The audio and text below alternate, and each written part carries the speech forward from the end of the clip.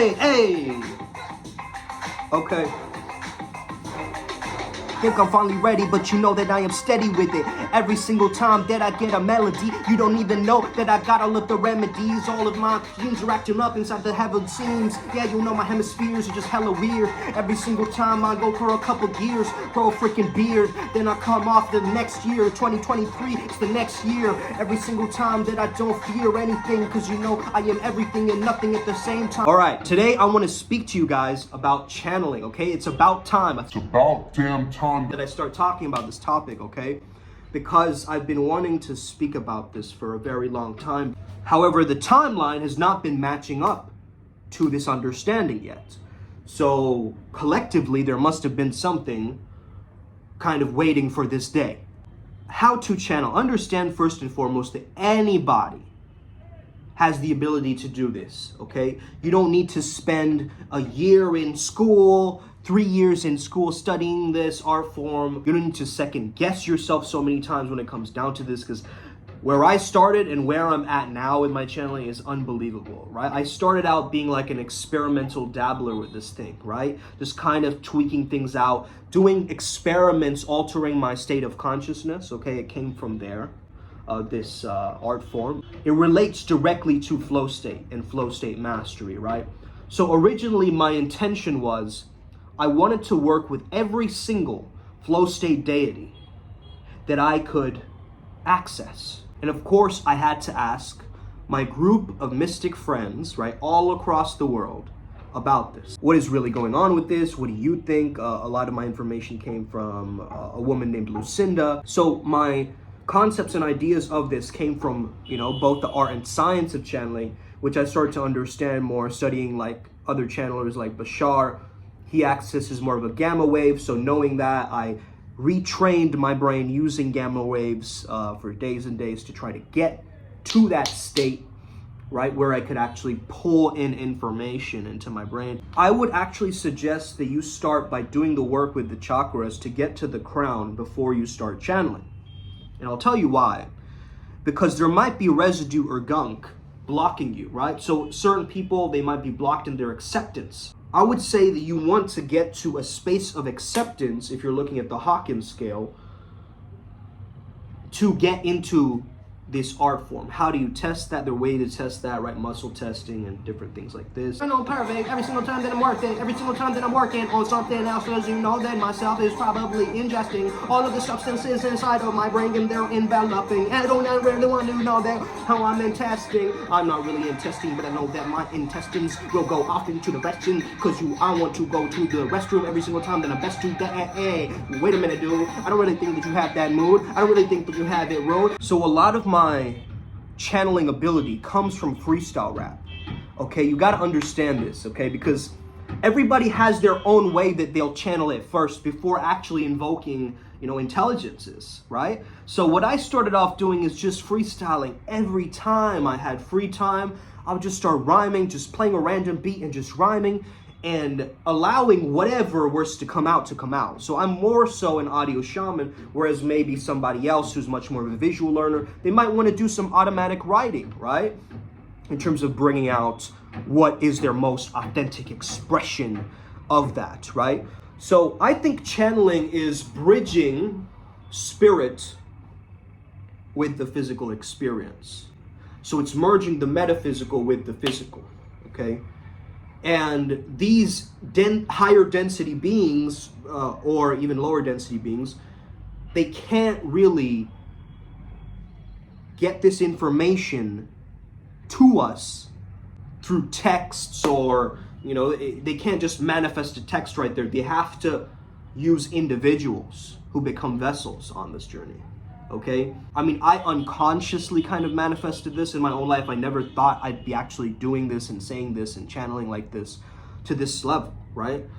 Because first it just started out like just me being experimental, right? Me being a mystic scientist with this thing and really doing different experiments, right? And then I had Ryan actually test it out. And then while I was in Bali, I actually taught Ryan some of the elements of channeling. So I wanted to share some of the basic elements with you, because this is a person who was a complete skeptic before they started, doing this kind of work.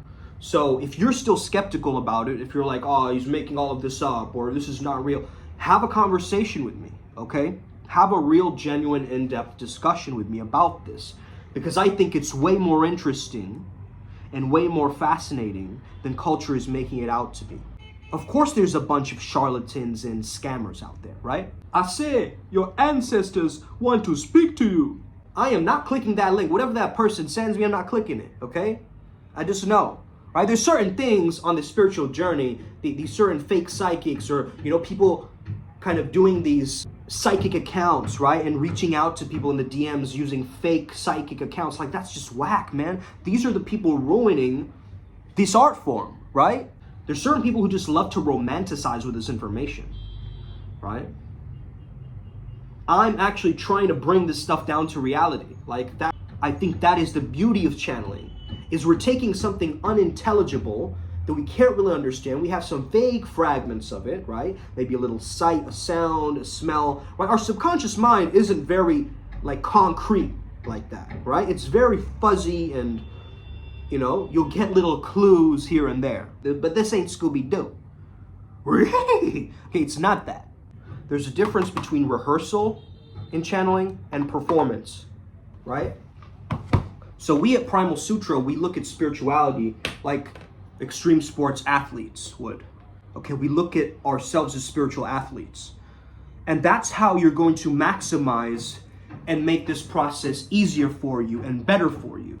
So understand first and foremost that there's a difference between rehearsal in channeling and performance in channeling. Just like in sports, you would jump over a bunch of tires to train and, do this rope thing, but you won't do that while you're in the rugby match itself, right? You're not jumping over tires. You're actually playing the game, right? And so there's got to be training or rehearsal for channeling, as well as performance itself, what you actually do when you channel, right? And I can break this down way better if you join our Primal Sutra protocol, because we actually teach you how to do it in 9 weeks, okay?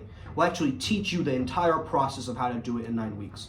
And that's the longest time it will take for you to actually learn this, okay? A couple of examples, okay? An example of rehearsal could be gibbering.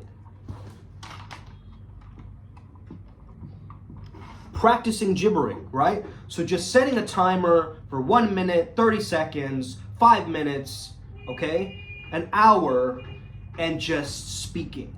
Unintelligibly speaking. Coming up with words, right? Which is called neologisms.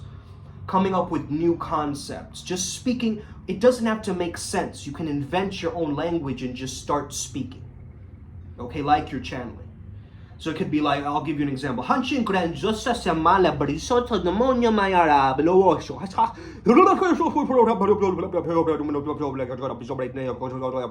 into different worlds with it, I would say, right? Go into the baby world, gaga goo goo world, then go into the animal world, play with the grunts and things like that. Then you take the gibbering to different worlds and practice holding it there on certain frequencies. That's a training module, right? But the actual performance, you would do something like controlling your breath and holding your breath, so you alter your consciousness so that you can get much more of a trance-like state, and then ideas will flow in much more accurately into your mind, right? So this improvisational nature, right, or this flow state pocket which you're creating in the actual performance. So I'll put down breath work here, okay? What's another one that can help? Dance, according to one of my guides, King Nixa, whom I channeled on Sunday. By the way, guys, if you're interested, I do free channelings every Sunday. So if you want, get on the Telegram group. We're going to actually eventually make a Facebook group for this so that you can get all the videos and basically all the guidance based on this. I'm really passionate about teaching this right now at this present moment, so definitely reach out to me if this speaks to you, or if you're kind of interested, intrigued, fascinated by this kind of stuff, okay? So dance would be a rehearsal practice. Allowing yourself to dance like a specific intelligence, energy, entity, being would, okay? And just allowing yourself to play different genres of music and trying to dance to it. Don't just go with the highly predictable. because then there's no novelty, right? Then there's no training of the neurons. You're training your neurons to link more connections, more neural connections together. So something you can do in performance is chanting Ns, okay? Like for instance, the N of Nixa is Nixa Vignet Magus Rex Super Aquas, okay? And you just keep repeating that until you get King Nixa's energy to flow in through you as you're in that altered sense of consciousness, as you're controlling your breath, holding in, allowing the energy to raise and drop according to where it is, peering through a visualization, a very specific visualization that allows you to see through your third eye, and then pull through images through the crown into the third eye, going down into the throat chakra and allowing that energy to speak, okay? It helps sometimes to block your senses when you're doing this. So this is one of the reasons why some of the deities I work with like have me wear sunglasses when I'm actually doing this, or just a blindfold or something like this, because you're basically blocking out one sense so that the other senses can get more activated, right? Man, I was so doubtful in the beginning, and I used to question myself a lot. I was actually speaking to the deities like they were up here, right? Pedestalizing them and like speaking to these energies. Oh, of course, respect them, but you want to see them as a counterpart, as family, as an ally, as just a friend, right?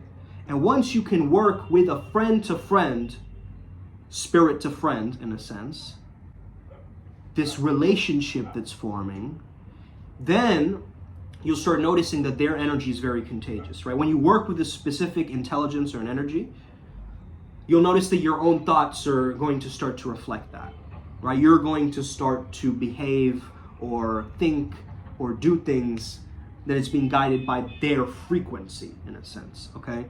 So I know that might be very heady, it might be very new of a concept for some of you. Some of you, you're like, oh, I know how to do this. Don't get too overconfident. Even I know where I need to improve on this, right? So never think that I'm over on my journey, I'm a master magician.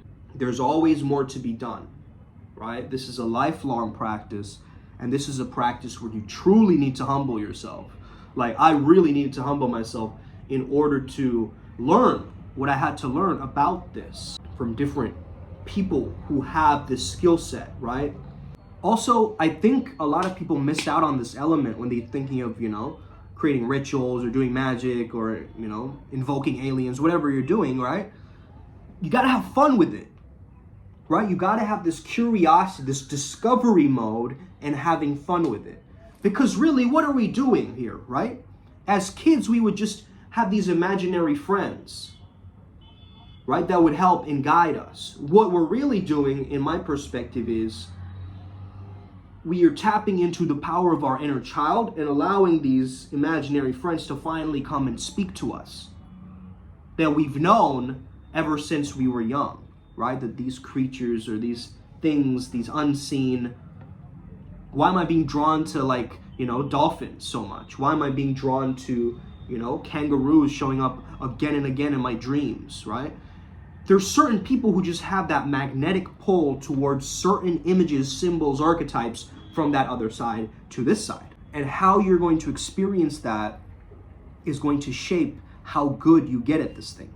I'll get more in depth with this. There's a video program also coming out in terms of this. So come and join Primal Sutra. We are an incredible collective, and we, just share complete value, authentic, genuine, full value of how you can optimize and actualize being the savage shaman. How you can be the priest beast or priestess beast who shows up and allows themselves to truly merge the light and the dark, right, together. To be highly integrated and holistic beings who are tapping into these different frequencies.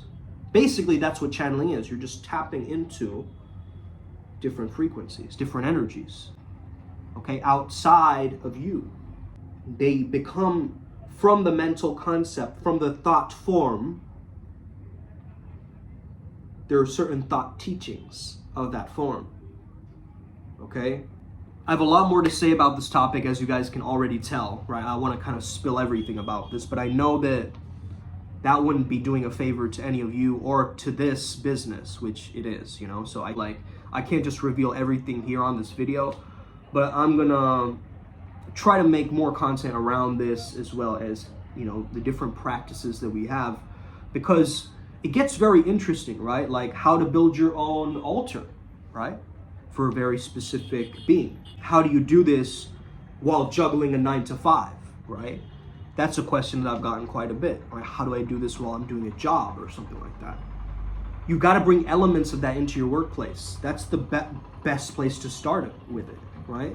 Why don't you bring a little idol or a little token or some kind of memento to your workplace that reminds you and connects you with your energy of that being, right? Some people will go out of their way to explore this rabbit hole of information that's out there that enriches them, that fills their life with meaning. And that's what we're looking to do at Primal Sutra, right? We're getting you to your core essence, to your core archetype, so that you can have everything, do anything, and be anything. That might seem outlandish at first, but as you go on this process, you'll start noticing, hey, I'm magnetizing so many things into my life. And these spiritual downloads that come with some of this information, man, like for instance, you know, King Nix's energy affected all of us emotionally.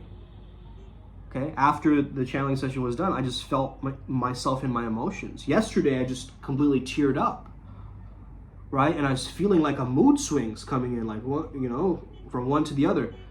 And sometimes you get side effects of this thing, right? You'll get ascension flu side effects, you know, different things coming in as challenges from the certain deities. I challenge you to do this, I challenge you to do that.